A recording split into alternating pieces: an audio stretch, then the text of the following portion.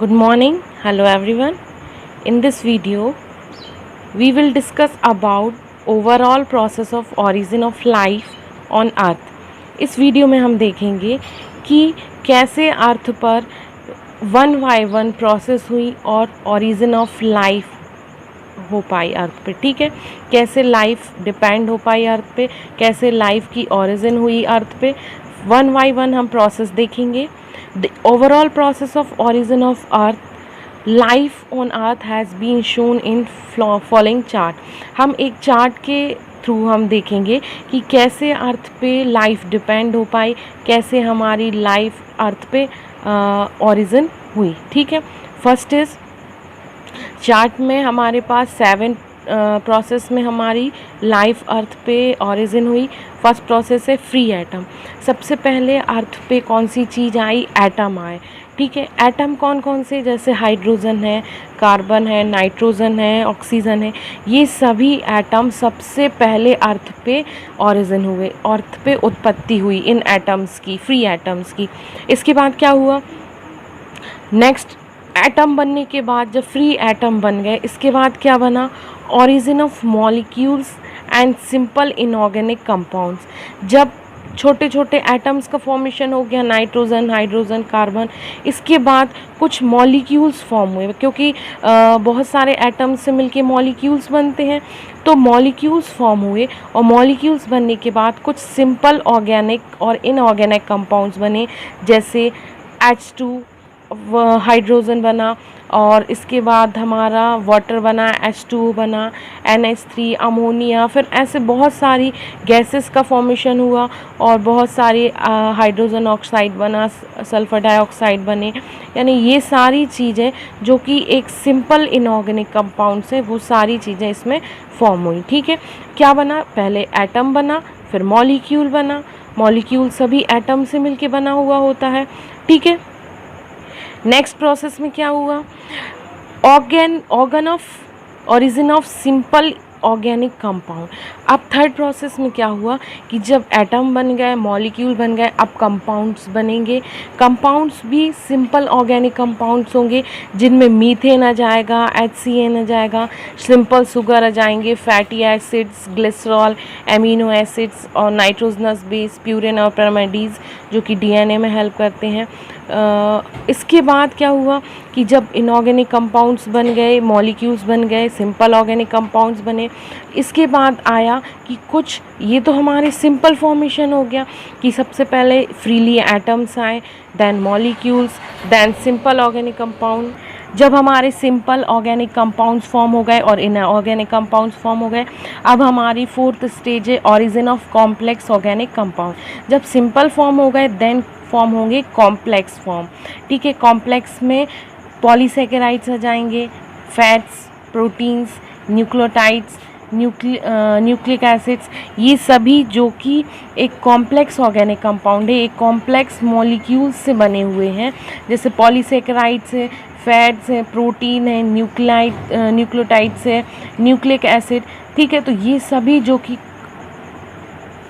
Complex organic compound है, fourth stage में इनका ओरिजिन हुआ अर्थ पे। इनके ओरिजिन होने के बाद क्या हुआ?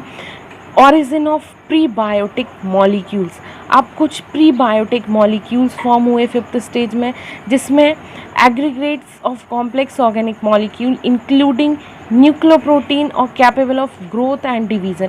कुछ न्यूक्लियोप्रोटीन्स फॉर्म हुए, फिर वो उनमें ग्रोथ होने के लिए कैपेबल हुए और फिर उनमें डिवीज़न होना स्टार्ट हो गया, उनका न्यूक्लियस डिवाइड होने लगा। ठीक है, सिक्स्थ स्टेज प्रोकैरियोटिक।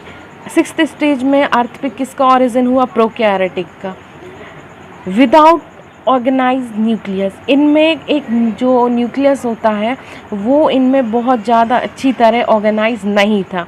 प्रोकैरियोटिक जो कि सिंगल सेल ऑर्गेनिज्म होते हैं, तो जब 5 स्टेज हो चुकी थी अर्थ पे, तो 6 स्टेज में प्रोकैरियोटिक्स आए, जिनमें सिंगल सेल थी, लेकिन उनमें न्यूक्लियस उतनी अच्छी तरह डिवाइड नहीं हुआ था और ना ही डेवलप हुआ था।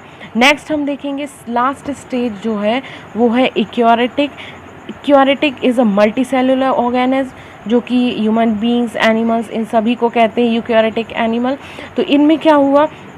ये मल्टी सेल हुए और ये लास्ट स्टेज आई अर्थ पे जब ये सभी स्टेजेस क्रॉस हो गई, ऑरिजिन हो चुका था, तब लास्ट स्टेज में आए इक्योरेटिक ऑर्गेनिज्म और इनमें क्या हुआ कि विथ वेल ऑर्गेनाइज न्यूक्लियस। ठीक है, तो फिर लास्ट स्टेज में हमने देखा कि इक्योरेटिक ऑर्गेनिज्म आए जिनमें एक वेल डेवलप न्यूक्लियस आया। ठीक है, this is last stage of process of origin of life on earth, that is इक्योरेटिक।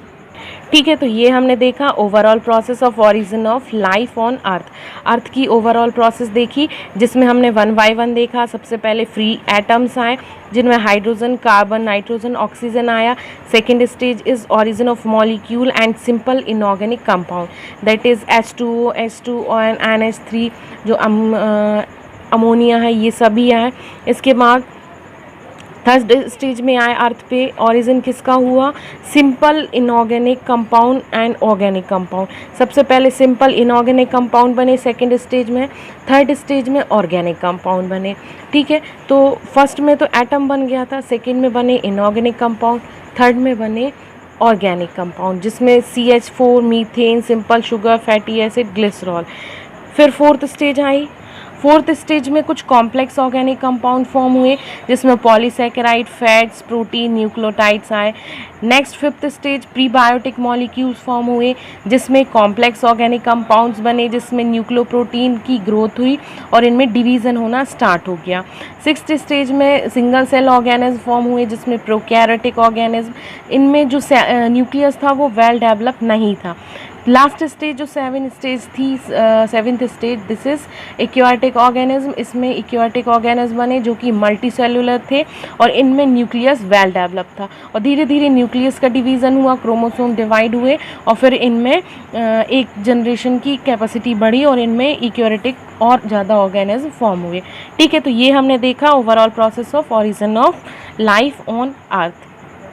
Okay, watch carefully और इस टेबल को बना लेना अच्छे से और समझ लेना। ठीक है, these 7 stages are important for the process of origin of life on earth. ठीक है, ये सारी स्टेजेस इम्पॉर्टेंट थी कैसे कैसे लाइफ पे अर्थ पे लाइफ की उत्पत्ति हुई, तो ये हमने देखा। ठीक है, तो इसको अच्छे से देखना और इस टेबल को अपने पास नोट कर लेना। Okay, thank you.